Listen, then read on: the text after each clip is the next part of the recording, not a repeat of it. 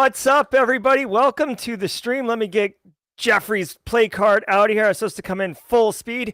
Here we are. Welcome, everybody, to Simply Cyber Live, the Thursday long-form guest interview live stream podcast where we bring on cybersecurity industry experts to share their knowledge and experience with all of us, bettering everyone and really bringing the heat so we can level up our game and be able to do it. Now, today is a special guest. As you saw from the promo card, we are talking the current state of cybersecurity insurance. And before you click close on the tab, you really need to understand in 2023 all of the complexities and nuances of cybersecurity insurance, especially if you are interested in GRC or working in that GRC path. And if you happen to be a network engineer who's wearing a GRC hat also, guess what? You should know about it too. We're going to be talking with Jeffrey Smith today from Cyber Risk Underwriters, who has an amazing amount of experience in the industry and really understands the complexities and nuances of it on a day-to-day basis. In fact, we were just talking in the green room before we went live,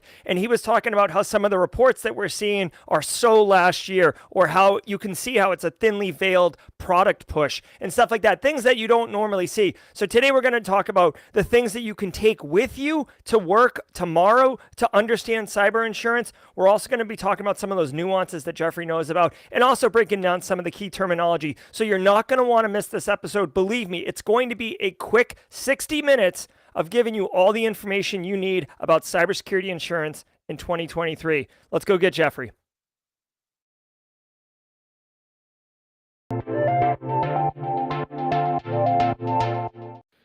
All right, Jeffrey, how are you, man? You doing well? I'm good.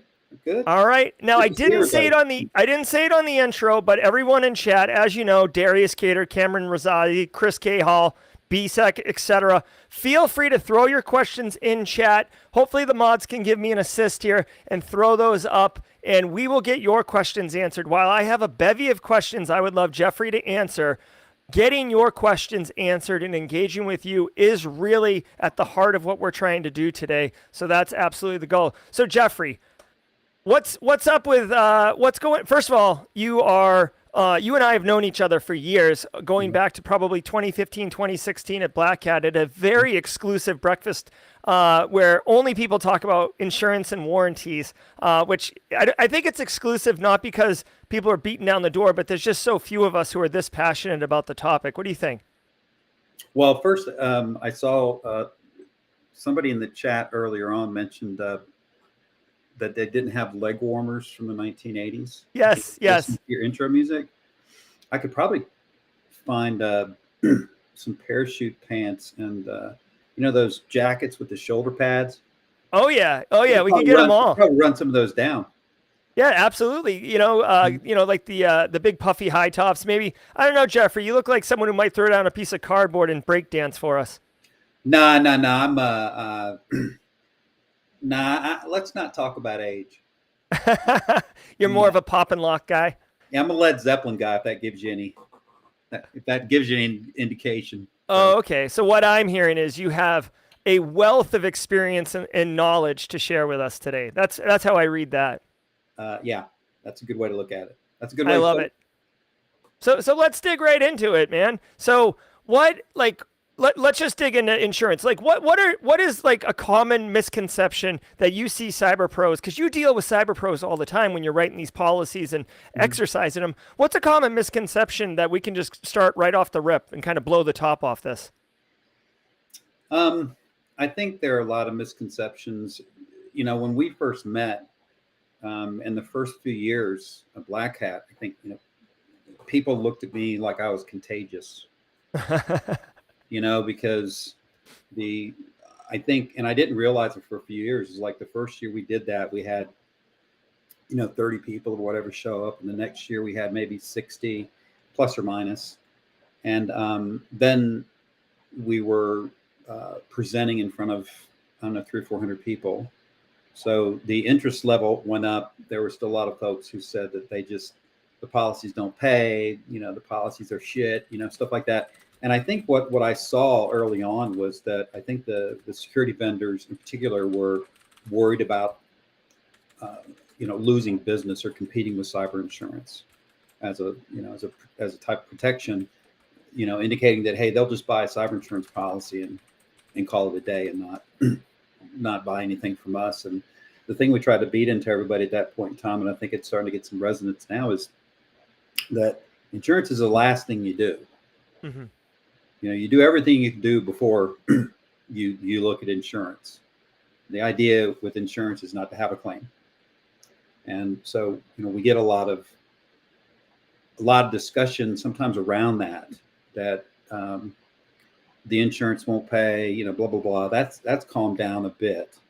But, we still have security professionals who want to, match wits with the engineers that we work with at some of the insurance companies.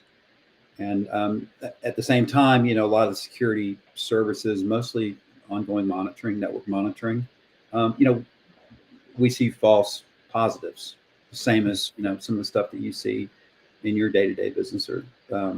So the product is still evolving. It's come a long way in the last 5 or 6 years. We still see issues. In this article that you linked, they were talking about, minimum. And I'll drop that in chat for everybody real quick while Jeffrey's talking about it. I think they're talking about a lot of issues that were, basically that it's so 2019, 2020, in terms of some of the coverage concerns and policy condition concerns. In terms of the rates, 50 to 100% increase, that was last year. Mm-hmm. Things changed pretty significantly starting into Q1 this year. And I think it's important, and we were talking about this, it's important to understand there are really two different cyber insurance markets. Mm-hmm. There's a cyber insurance market. It's like your business. It's like enterprise, is one thing. If you're a Fortune 1000 company or a company over, $1 billion in revenue, that's one market. The other market is the SME market.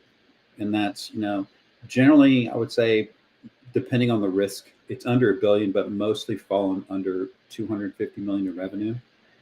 And that market is very different than the article alludes to the idea that it took 12 to 18 months or something to that extent to get a quote, which makes sense to me in terms of the SME market, because I can get you 5 quotes before we get off this phone call, mm-hmm. get off this presentation.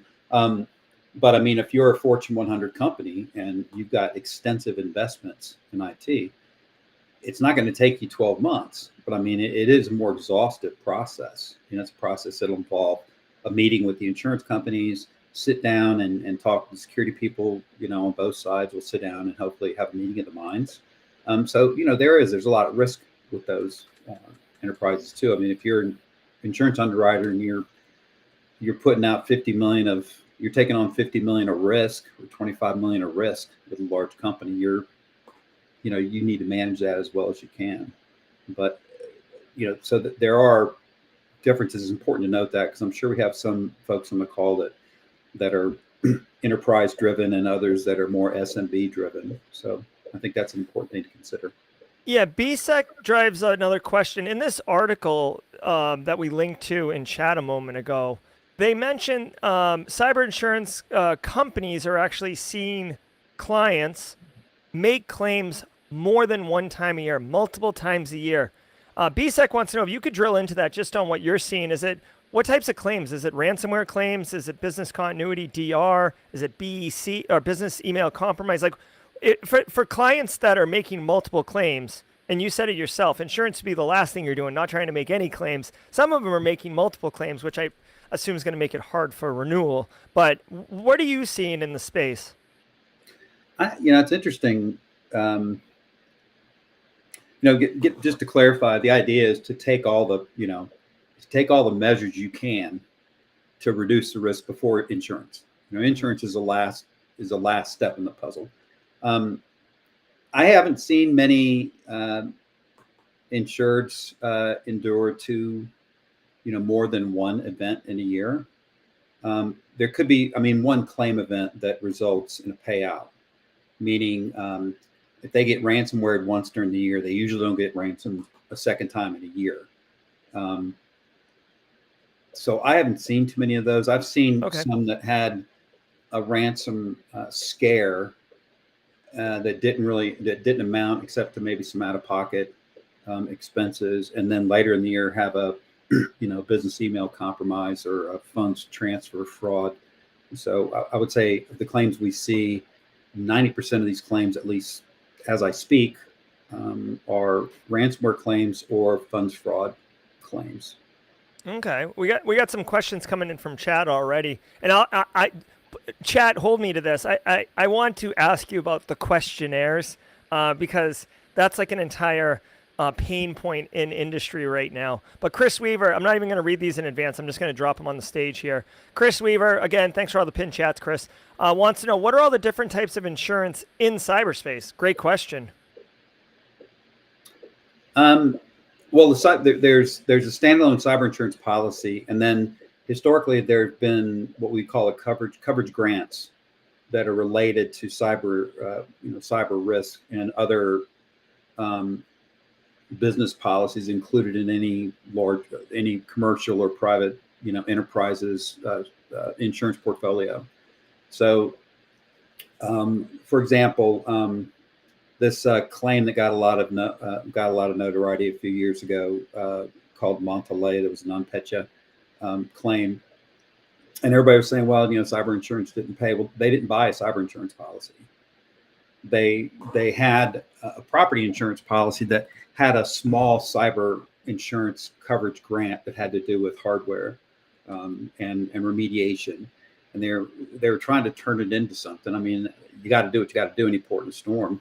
So they were trying to get a claim filed under their property policy because they didn't have cyber insurance. So that's where that litigation came from. Merck, in the same breath, had a cyber insurance policy. They also went after their property insurance carrier for some sort of coverage response, but they also their cyber insurance policy also paid policy limits. So in terms of the policy itself, the coverages included in the policy itself, there are first-party coverages and third-party coverages. Third-party coverages are for when a regulator or their liability claims. So it's like privacy liability, network security. It's the class action stuff. Most of the payouts there to date have to do with fines and penalties. We don't see a lot of it. I think there's starting to be an uptick in it, especially as concerns wrongful collection and biometrics. We can get into that later. But heretofore, 90% of the claims we see are the first party claims. And so those are either, ransomware or funds transfer fraud. But within those, there are other coverage parts that pick up loss of income. So if you get shut down for 2 weeks, they'll replace your income based upon a formula.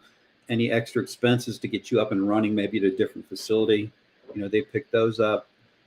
Remediation of data that's been queried in the process. They'll replace computers that have been bricked. So there are a lot of first-party coverage. If you think of anything that you can possibly have to pay for as a result of a network event, there's some coverage response for. Does that help? Yeah, no, I'm sure it does. Chris had a follow-up question because you'd mentioned Merck going after the property insurance. Do you think give us a hot take, Jeffrey? Should property insurance have anything to do with cyber claims?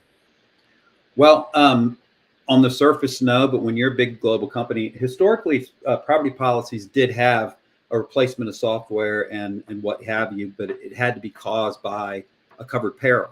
So it'd have to be caused by a storm, by a fire, by something that was covered under the property insurance policy. Mm-hmm. So basically, they're looking toward their fire insurance policy to provide some cyber response. And originally, they had a coverage grant in these property policies because if some of their hardware got burnt down, or got flooded, that's what that was for. And so they try to turn it into, that's what I would have done. They try to take the property policy and and litigate it and find some sort of recovery. So at some point, I think Zurich with Mondelez and maybe Merck, I'm not sure how that worked out. I think, they get to a point where you make a financial decision. Yeah, like it hurts so much. Let's just settle. Yeah. Yeah, Well, they just they do the math. It's like, how much are we going to spend to defend this? Mm-hmm. Let's offer 70% of that and see where we go from there. Oh, And then they'll come back and they'll put hard exclusions in their policies. So. Yep, exactly. Steve Nelson's coming in hot. We saw a carrier who had their own EDR MFA and required you to use their solution if you don't already have them in place. Do you think this will become the trend for the future? So that's interesting. For those who don't know that are following along, EDR is endpoint detection and response. It's kind of like, it's enterprise-grade anti-malware. It allows SOC analysts to engage. And MFA is multi-factor authentication. Jeffrey, thoughts on this? Well, if you're talking about using products that are actually owned by the insurance company as opposed to products that are... I'm going to assume Steve's saying that the carrier has a relationship with a security product vendor. I can't imagine there's too many Sentinel One Insurance or something. No, but I mean there's some markets out there who do have their own tools, but for the most part, they'll have a set of, let's say, for MFA or for endpoint protection. A lot of them are going to say, hey, here are the 5 that we like, and they're probably looking at the same Forrester stuff or Gardner or whatever, and saying, some of these we don't want to fool with because we don't trust them. So they may usually have a panel group of vendors, of preferred vendors. I don't see, none of the markets we work with have, any sort of requirement outside of what I mentioned. If they believe the product you're using is substandard based upon their research, that's one thing. There is one market in the SME space, the smaller account space, that will give you a discount if you download their product. It's a proprietary product and it has MFA and EDR and everything else in it already. I've gotten some pushback on that because I don't have too many insureds who are interested in downloading software from an insurance company. But we'll see where they go. Yeah. So I could totally see this. Great question, by the way, Steve. Thanks for dropping it. I could see the idea of having approved sources, right? And if you have nothing in place, it's almost a courtesy, like, hey, like, here's an option. But I could see, and tell me if you've ever seen this, but like, okay, so I'm a business. I need some cyber insurance. I rarely have crap controls. When you do the questionnaire and you say, do you have MFA? Do you have EDR? That's a Boolean answer, yes or no. Do you or do you not? So if I have a multi-million-dollar contract with, Carbon Black, or I have a $25 one-time download fee for some EDR solution that BSEC wrote, I can still say with integrity, or not integrity is probably not the right word, but with plausible believability that yes, I do have an EDR, in order to kind of get that policy without, because the insurance companies aren't doing like efficacy tests on the stack that they have, are they? Well, I mean, they'll do a vuln scan, as part of the underwriting process, so they can tell, they understand something about what you're using.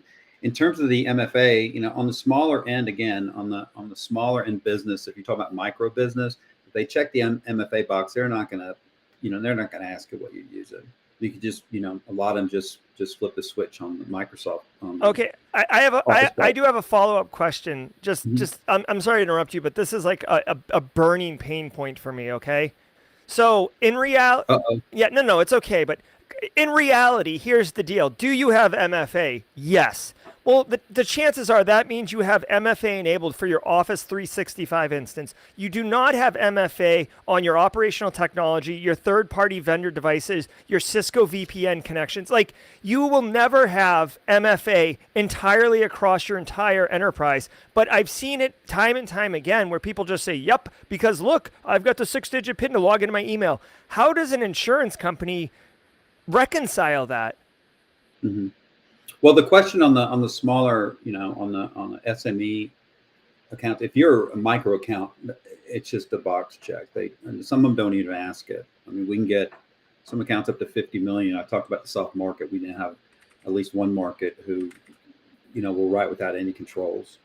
That being said, again, it depends upon the sophistication of the network. But the question now is, do you have MFA on email? Do you have MFA? Do you have remote access? If so, do you have MFA on remote access? Do you have MFA for, admin and privileged user accounts? Okay. Those seem to be the three most prevalent questions. Now, as you start the larger company, more sophisticated, they want to know who you're using. They want to know what type of authentication it is. They want to know who your EDR provider is specifically. I see. So they're gonna get into. They want to know who your cloud provider is and stuff like that. So again, the more sophisticated the network, the more detail they're going to get into. Yeah. Hey, just so you know, you might have a potential opportunity in chat right now. BSEC said he heard you say writing a policy with no controls in place. He wants some of that. He's being slightly playful. Well, if he's under 50 million and he's not like an MSP or a, cryptocurrency or in the porn business. Well, there you go. He is in none of those. I can write you. He's in none of those that I know of, but and I'm sure he's in charge of InfoSec at his company, so I'm sure they're actually pretty tight. But yeah, BSEC, we'll get you squared away with Jeffrey here after the meeting. We're talking cyber insurance and everything you need to know with an expert, Jeffrey Smith. More questions coming in from chat, Jeffrey.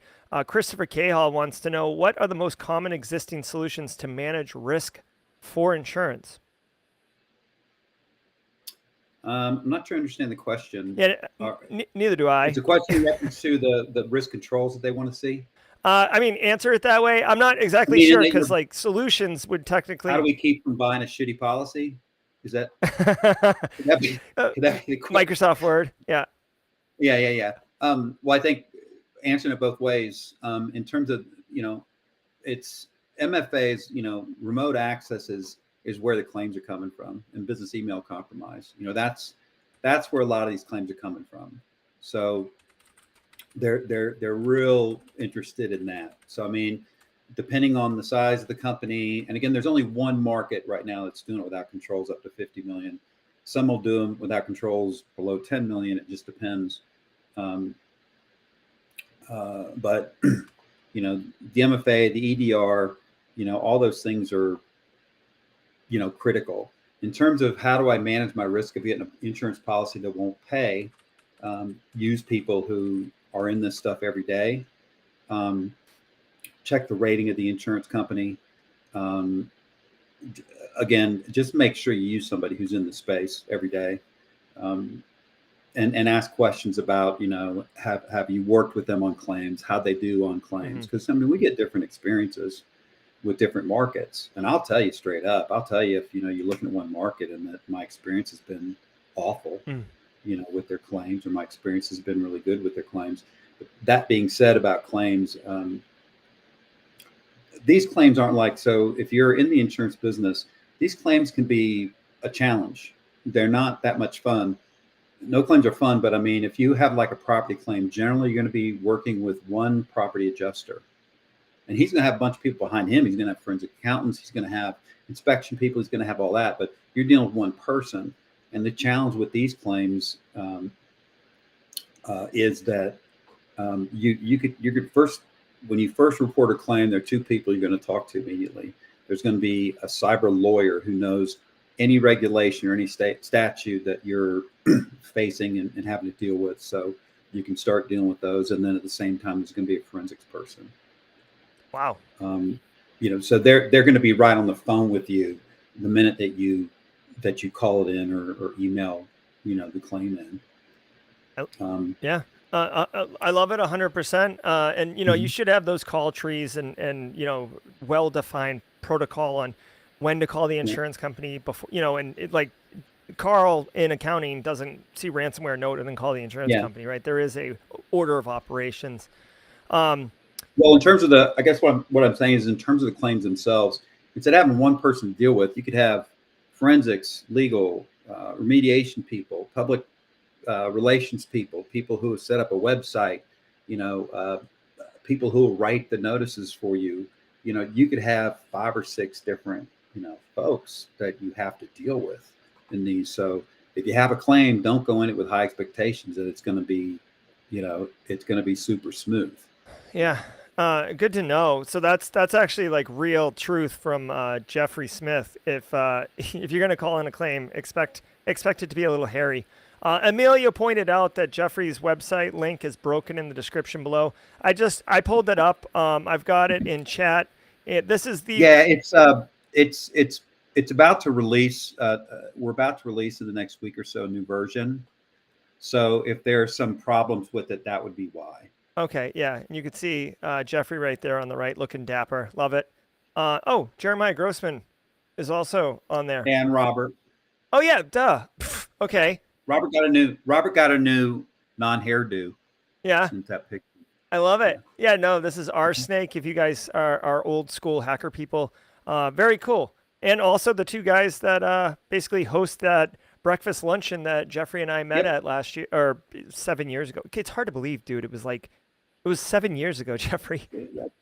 Oh man. I know, not to age ourselves or anything. I could have gone without hearing it. Sorry. I could have gone without you putting emphasis on that. So a couple questions coming in that are great.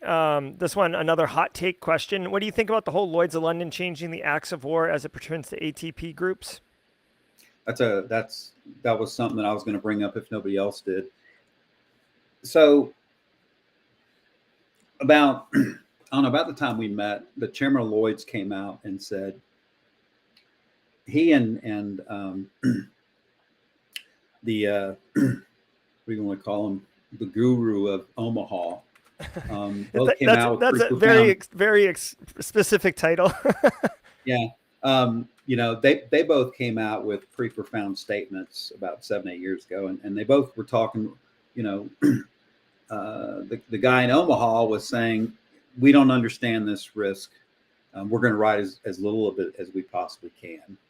The Lloyd's chairman said, there's not enough capacity, insurance capacity, in the world.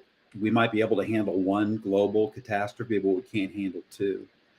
So this question about the war exclusion and cyber war has been discussed behind the scenes for a long time.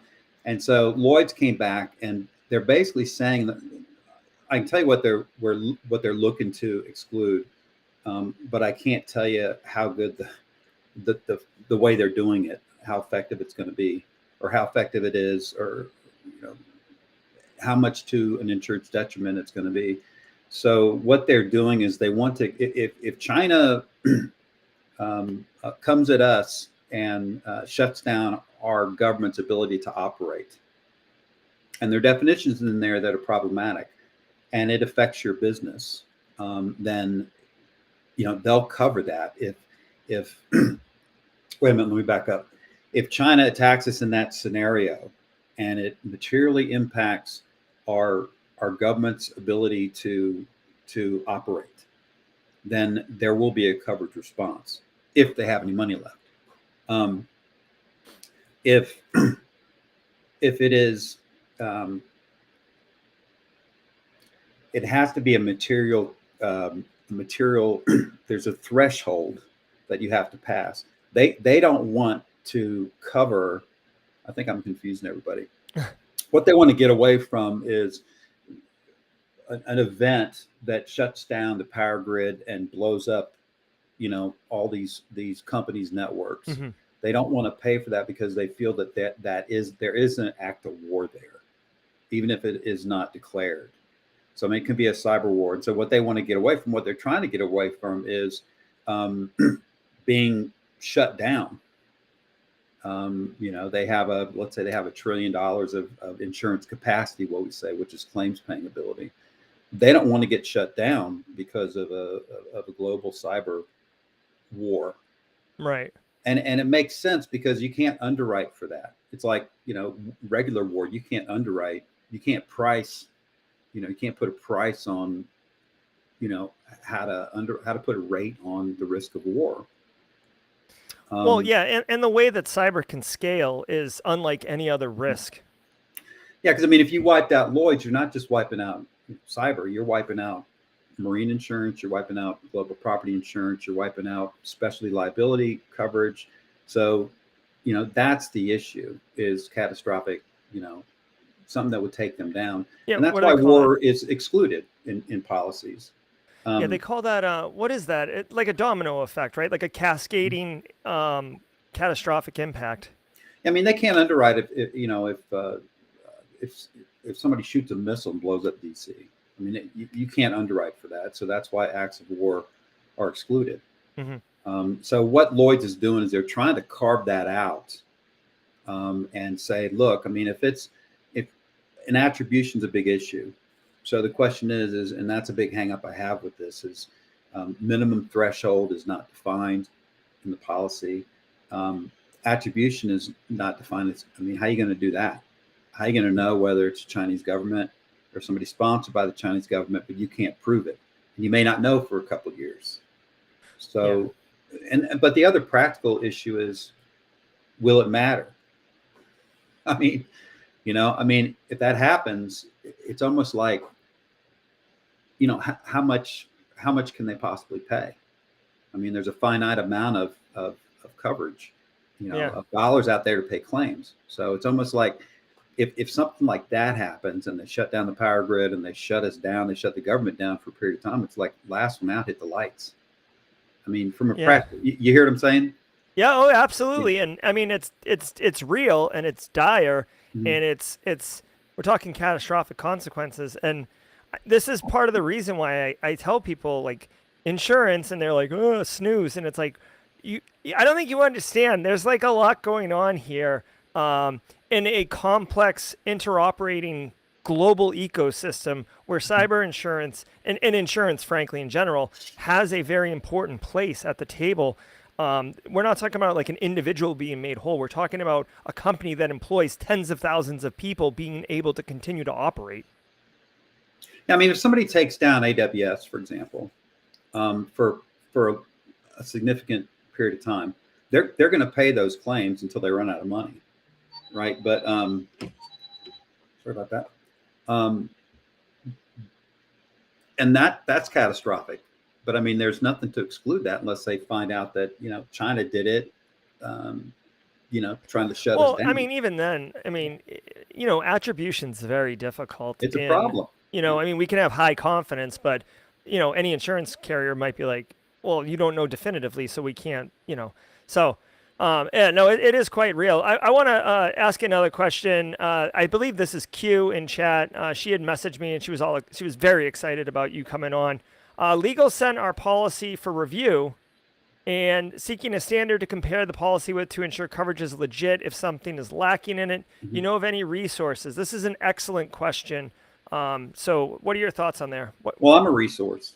If people want to reach out to me offline, I'm happy to help. It probably doesn't take me long to get through a policy and make some suggestions. I'm not going to try to sell you anything. There's his email address right there. Jot that down. Just send it in. I think there's no real firm checklist. What we do is we have a 8 or 10 policies that we primarily sell. And what we do is we do a comparison between, the policies and tell you how's this policy different from the other. So, for example, we would footnote the cyber war exclusion and make sure you understand that policy has not been litigated. So there's a big question mark as to, how a claim would be paid under that, or if some companies under certain circumstances will require a second person to authorize wiring instructions. Or some market may have a co-insurance on ransomware and stuff like that. So we point those differences out between the policies. So I'm happy to be a resource for you. I won't try to sell you anything. Just shoot it over. Cool. All right. Well, that's very, very helpful and really interesting, especially because there isn't like an easy resource to point to and say, do that. So Q, let me put Jeffrey's email again up on screen for you. We got another question coming in. I'm going to read it and then I'll put it on screen after this has been up here for a second. Chris Weaver asks a wonderful question that I love. You're really allowing us to take a peek behind the scenes, Jeffrey, and look at kind of what's going on in the cyber insurance space. Chris Weaver wants to know, like, when you're selecting a company for an insurance provider, like what criteria should be used in it? Is there any other, like, is there, like, if they're like trying to sell you a policy in a dark alley in a trench coat, like, probably obvious, but what are some non-obvious red flags? What's some like shady cyber insurance moves that we should be on the lookout for? Well, the good news, it's the insurance business in the U.S. is highly regulated. So, and the last thing we want is for you to have a bad outcome. So, again, getting back to using somebody who does this every day. So it's easy. There are a lot of brokers out there. So I'm technically a wholesale broker. So retail brokers who your companies would deal with to buy their property and liability and products liability and all that other stuff, we sell through them. And so a lot of them, the ones who don't have expertise or don't have the manpower, we handle that for them. So it's just best to work with somebody who's in the market every day, because we flush them out for you, and we're not going to do business. There are a handful of companies I don't like to do business with because it's not easy to do business with them. I haven't had a good experience. I don't like their form. I don't like the way that they underwrite. There are different reasons, but I think that the best way is to talk to somebody who's in the market every day. All right, that's good to know. And I guess your opening statement of most insurance companies in the U.S. aren't going to be shady because it's highly regulated, and it's not a good move. Frank wants to know, he's a small MSP, right? Like, just for an example, Frank's an MSP, a little bit on the smaller side. Can he get cyber insurance? Yeah. So Frank's going to need, if he's MSP, he's going to need technology errors and omissions, and that's you want your cyber insurance and your technology errors and omissions to be in one policy if you can get it, because it can be hard to tell if an event or a claim is one or the other. And for MSPs, it's a very limited market. So we can definitely take a look for you. We just placed one. It was probably just on Monday. I think we closed on it. It was maybe a $30 million MSP. I think they bought 5 million. They had a contract requirement for 10, and we were able to help them negotiate that down to 5. But it was expensive.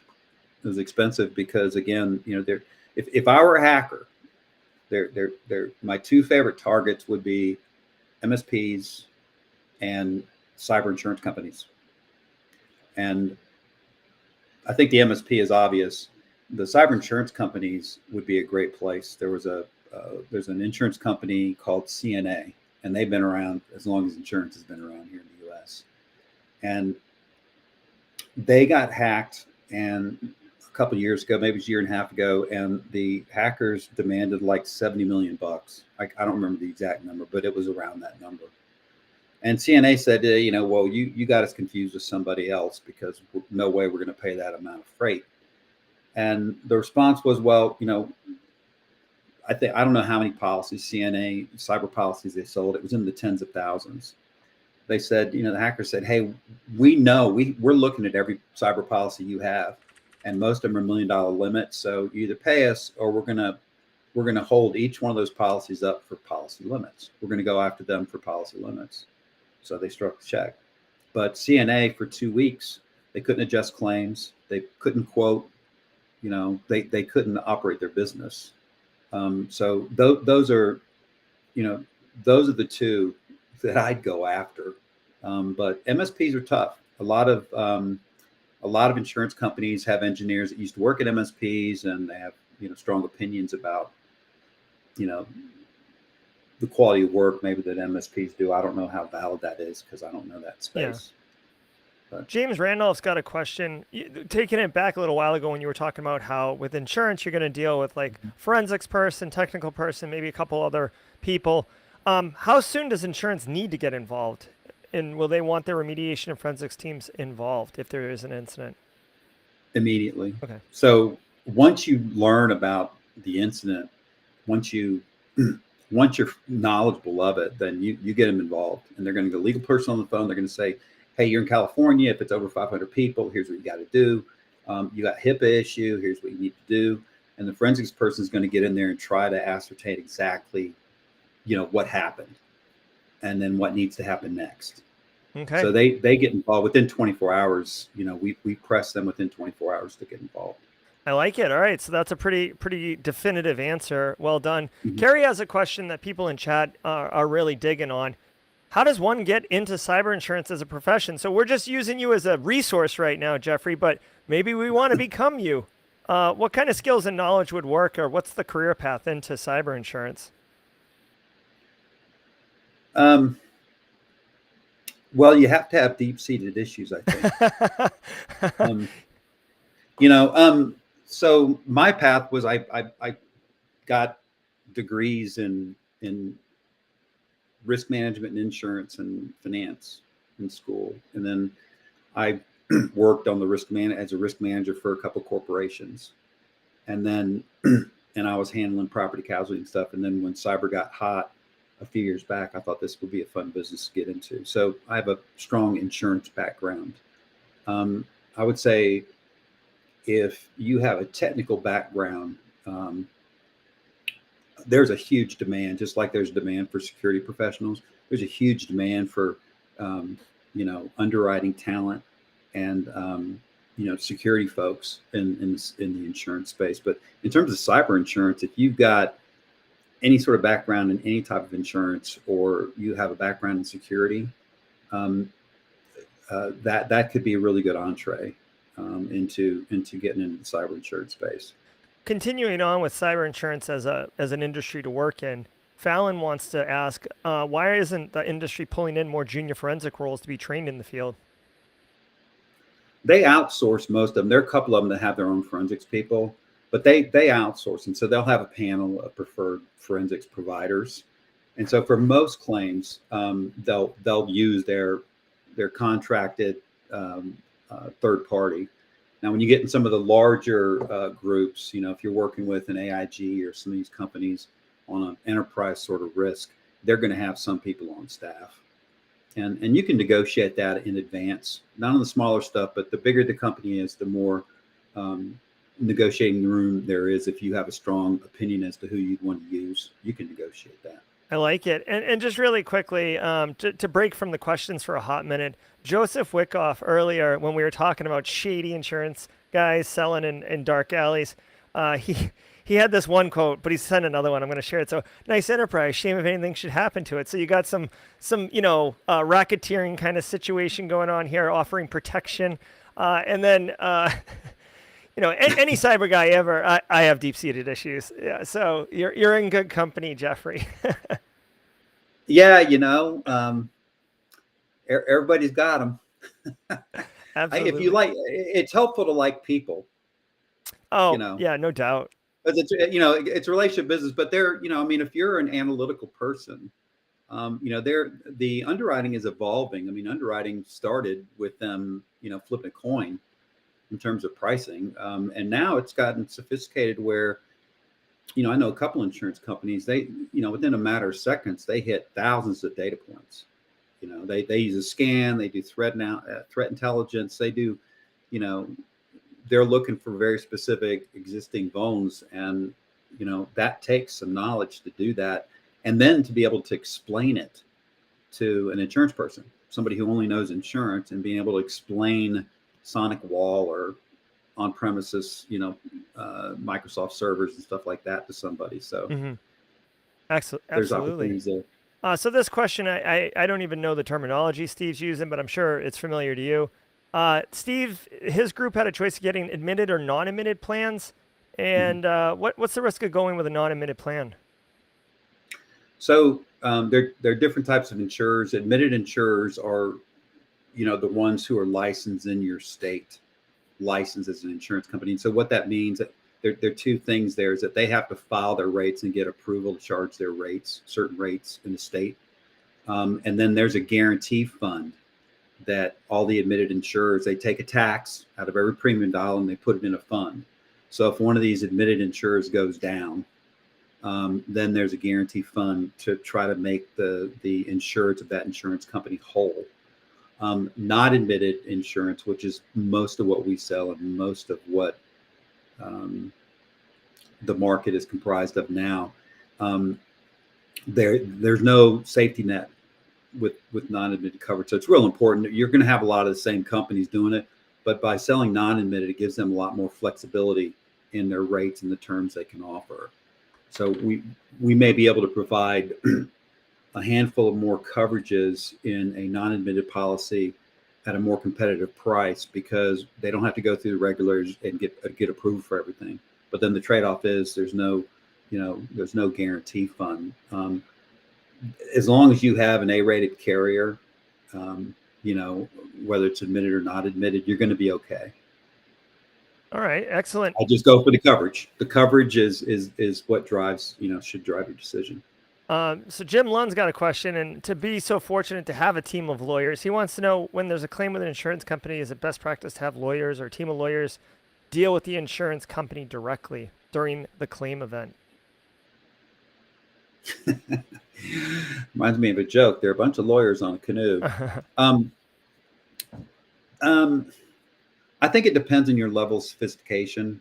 They're going to have lawyers involved. We're working on a claim now that just came in, and they wanted to use their law firm to handle notification and to advise them on legal issues. And so we worked out an agreement where even though they weren't a panel provider for the insurance company, they accepted their rate. And so it's okay for, in this event for them to work with it. It depends. I mean, if you have an in-house counsel that understands this, I don't see where hiring an outside law firm, unless it's a super big, complicated claim and you've got some sort of response that you didn't like in terms of the claim, then you want to get a lawyer involved. But the idea here is to get back up and running. And unless it's a liability claim where you're getting a class action lawsuit against you, and you may want a lawyer looking over your shoulder then. But for the most part, no, I don't think there's a need. So you're saying lawyers gum up the works, basically? They can. They can. But I mean, I see these claims all the time, and I don't see many insureds. I see them wanting to use their own people sometimes, but I don't see them saying, just deal with my lawyer, because there's too many moving parts. Yeah, and that the lawyers understand. And I feel like, you kind of alluded to it earlier, and if you've been in the industry a while and have been kind of paying attention to insurance, it used to be like 2014 to 2016, there was like this completely unfounded a rumor going on or myth that insurance companies were going to squirm out of every single cyber insurance claim, right? You make a claim, they're going to have some excuse to make on why it's not going to pay. And it was rampant through our industry. I remember I was kind of on that boat for a period of time, and we have gotten away from that. And it's good to hear what you're saying here, that it's much more procedural at this point. Yeah, we had a few insurers lose money there for a little bit, so that's a good sign. Yeah. Oh, Jesus. Is it? Claims. That's a good sign? Claims are getting paid. No, I'm being facetious. Okay. I was like, wow. Yeah, I think that early on there was like a couple newsworthy events. One was PF Chang's, and we spoke to this 5, 6 years ago. Yeah. PF Chang's had a claim, and their insurance company denied it. And the reason was it was an old, crappy policy, and they denied it because they actually had a statement in there that said, if the insured said they had MFA and patching and all this other stuff, and they submit a claim and it's because they actually weren't patching, then what do you want us to do? Right. Yeah. We no longer have those conditions in a policy. We no longer have those. Now, if you lie, if you misrepresent your risk profile and application, you're going to have a problem anyway. And then, so that was a big one. And then this Mondelez thing came up where people were saying, hey, look, cyber insurance doesn't pay. And they didn't buy a cyber policy. And so a lot of people. Well, it's tough to cram all of that nuance into a, 8-word headline, right? Like, so, I mean, and by the way, the media, I mean, they're trying to sell, they're not necessarily, righteous, spreading, objective truths. They are trying to sell. I mean, So, anyways, yeah, I'm completely 100% with you on that one. We got some more great questions in chat. Tim McDonald, I love this question. What would be your recommendation for getting higher ups, the leadership, the executives, the ones who can stroke the check to understand to put controls in place to be compliant outside bare minimum, right? Just because, again, Jeremiah Grossman. Let me just take it back really quick for a second, if you allow me, Jeffrey. So back in the day, your security controls, if you had any, was meeting some compliance framework, right? And like leadership was like, yeah, like they're throwing like a Wolf of Wall Street party because like they reached minimum compliance, and then Jeremiah Grossman famously famously to me in like 2014 or 15 gave a black hat talk that insurance companies were going to be dictating the controls you have in place in the next 5 years, and he was correct. And now achieving insurance minimum standards is Wolf of Wall Street party. So this is the root of the problem Tim is asking here. So, Jeffrey, what is the mechanism to get leadership to just listen? Mm-hmm. I think claims examples can help, because I think what's important for them to remember, if I can tell them, what percentage of claims would be prevented if you had X, Y, and Z, and then they got to understand that, I'll give you an example. We do a lot of large physician practices and healthcare risks. And what people don't understand is, when they get hacked and their patient's information gets out there, it has a huge impact on the psyche, of the employees. I mean, they feel awful. It's brutal. And so I think a lot of those, issues are lost. So the idea is you don't want to have a claim. And when I can tell you that, if they had EDR, MFA, that can prevent 60% of claims, it's pretty powerful. I love it. I do love it. Yeah. Showing what happened to your reasonable market competitor is very, very powerful.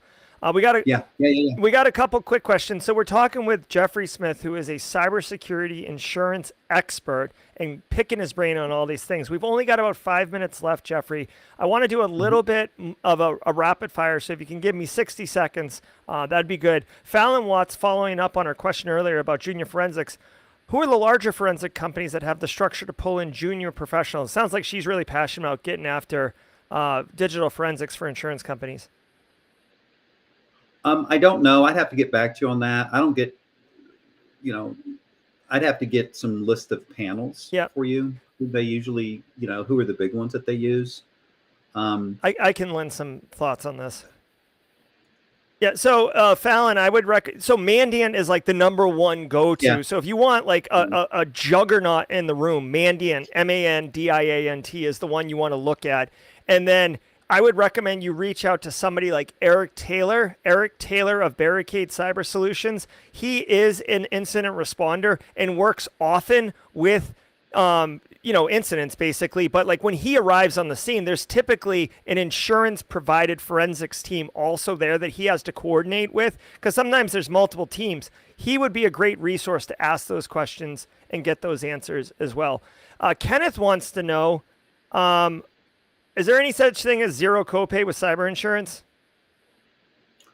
Well, it's important to differentiate between a copay and a deductible or a retention. So no, there are no policies where you're not going to have a deductible or retention. So a deductible, I think everybody understands what that is. That's where you pay the first $250 out of, where the insurance company will pay, and then they'll bill you back for, if your deductible's $250, they'll bill you back for it. A retention, you pay for up front. So like if you file a claim, the first $5,000 of expenses, you're going to have to stroke a check. And then above the retention level, the insurance kicks in. Copays, we're starting to see those on some policies on ransomware. They'll either have a copay of, you pay 50% because we don't like your controls, or they'll have a separate sublimit and they'll reduce the amount of coverage. But in terms of the answer on deductibles, no, all the policies are going to have some type of deductible, because it's important for the insured to have at least some skin in the game. Yep. So I'm not sure if that answered the question, but again, the copays where the insured is paying in equal shares, or at least in a pre, if it's 20% co-insurance provision on your ransomware, then you're going to pay 20%. If it's $1 million claim, you're going to pay $200,000. Yeah, and really quick, I want to remind everybody who are watching this on LinkedIn, great to have you over here. I see It's a White and Fallon and a couple other individuals who are joining us on LinkedIn.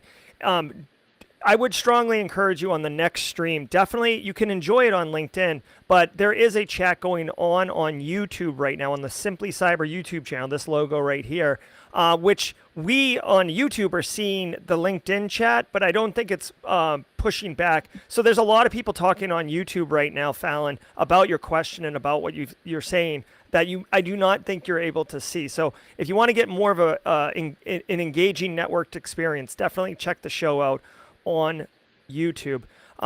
Really quick, again, we just got a couple minutes here, so please be brief. Carrie wants to know, does writing claims differ greatly between public and private sector? In terms of writing the coverage or the claims? Yeah, well, it says claims. I think maybe more about writing policies is what she's meaning. There's not a difference in the metrics that are involved. It's just that public sector are tough because they usually, they usually don't have very good security. They can have, we have a couple municipality accounts, and even when they pay the premium, each department will stroke a different check, because their systems are different. So those can be really challenging. So there's placing a public entity can be a lot more difficult than placing a private entity. I love it. And so that's going to do it for our questions. Chris Weaver, I saw some other people with great questions in there. Sorry we couldn't get to them all. I love that we maintained about 65, 70 people throughout the entire stream today talking cyber insurance. It's an important topic, and I think people are really beginning to wrap their head around how important it is. Jeffrey, I'm going to throw your email address up there. I'd love to give you an opportunity to say goodbye to chat. Any final thoughts or how people should get up with you? Yeah, I just want to make sure that if I confused anybody on some of my responses, particularly the cyber reward thing, just reach out to me because they're complicated. There's also some complicated issues regarding wrongful collection, the use of pixels and stuff like that. But if I didn't answer your question clearly, just reach out to me, please. Oh, okay. That sounds good. And if like Q, if you wanted that policy, this is Jeffrey's email right here, jsmith@cyberriskuw.com. Guys, I want to thank all of you for taking time out of your day. This has been an awesome talk. We asked on the Daily Cyber Threat Brief if we could get someone, if you guys wanted to talk to somebody about cyber insurance. You said yes. I called this guy right here. He was ready on the step. He would have done it that day if we had set it up correctly. So, Jeffrey, genuinely appreciate you taking time out of your day and giving us a boatload of experience and knowledge to share and kind of move forward and make better cyber risk decisions for ourselves. Thank you. For you, Gerald, anything, baby. I appreciate that. Mad Doc, anything for you, baby. All right, guys, until next time, I'm Jerry. He's Jeffrey. Your chat. And stay secure, everybody. Thank you all so much. Everybody, I hope you enjoyed that content. Keep the cybersecurity train going by connecting with the other Simply Cyber community resources. We have the Discord server that's lively and always keeps the conversation going. You can connect with me directly on LinkedIn. And also every single weekday morning on the Simply Cyber channel, we're doing live daily cyber threat briefings, 8 a.m. Eastern time, as well as Thursday at 4:30 p.m. We're doing live stream interviews with industry experts, and we produce videos that we push out every Wednesday morning. I'm Jerry from Simply Cyber. I hope you enjoyed the content, and we'll see you in the next one.